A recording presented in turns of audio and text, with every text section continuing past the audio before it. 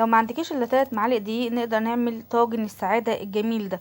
بصي بقى، احنا اي طاجن عندك او اي حاجه مفيش مشكله، اي قالب عندك تقدري تعملي الطاجن التحفه ده. احنا هنحط في كل طاجن 3 معالق دقيق.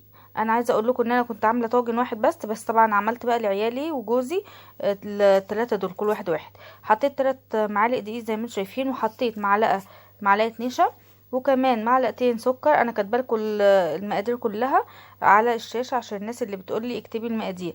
وكمان معلقتين والله يا ماما ده جميل قوي. انا عملت لكم طواجن تحفه ازاي. بصي، وكمان حطيت نص معلقه بيكنج باودر، وكمان كيس فانيليا لكل طاجن اهو والله يا بالشكل ده. ماما ده جميل قوي. انا عاجبك؟ عايزه يا ماما اكله. حاضر، وكمان هعمله لكم ازينه لكم، هيبقى حلو قوي. والله يا ماما ده جميل قوي، انا عايزه اكله بقى. حاضر، هنحطه في الفرن دلوقتي، مش هياخد وقت خالص. حطينا بقى 3 معالق 3 معالق لبن، وكمان حطينا معلقه صغيره خل، ومعلقه صغيره زيت زي ما انت شايفه كده، ورشه ملح.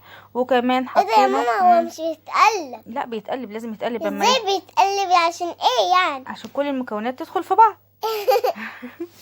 بصي ده بايه، هنزود كمان كاكاو. لو عندك كاكاو حطي، عندك شوكولاته حطي، عندك نوتيلا حطي. انا دي النوتيلا دي انا عاملاها في البيت.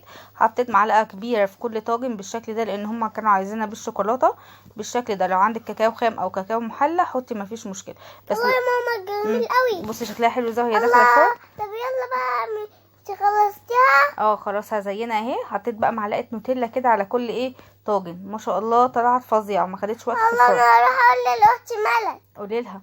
وبص، حطيت كريم جانتيه. يا ملك. حطيت كريم جانتيه، وكمان كان عندي هنا الشوكولاته او النوتيلا، حطيت معلقه كده في الكيس ده وزينت بيها بالشكل ده. وكمان بالكريم جانتيه ابيض اهو.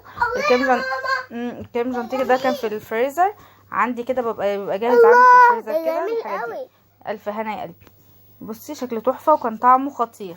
الشتا بقى وحلاوه الشتا، وطبعا عايزه على طول. ايه ده يا ماما؟ ده شكله بقى جميل قوي. بألف هنا وشفا. وقولي لاصحابك بقى يشتركوا في القناه في الصفحه. باي. اشتركوا في القناه واعملوا لايك باي واعملوا لايك.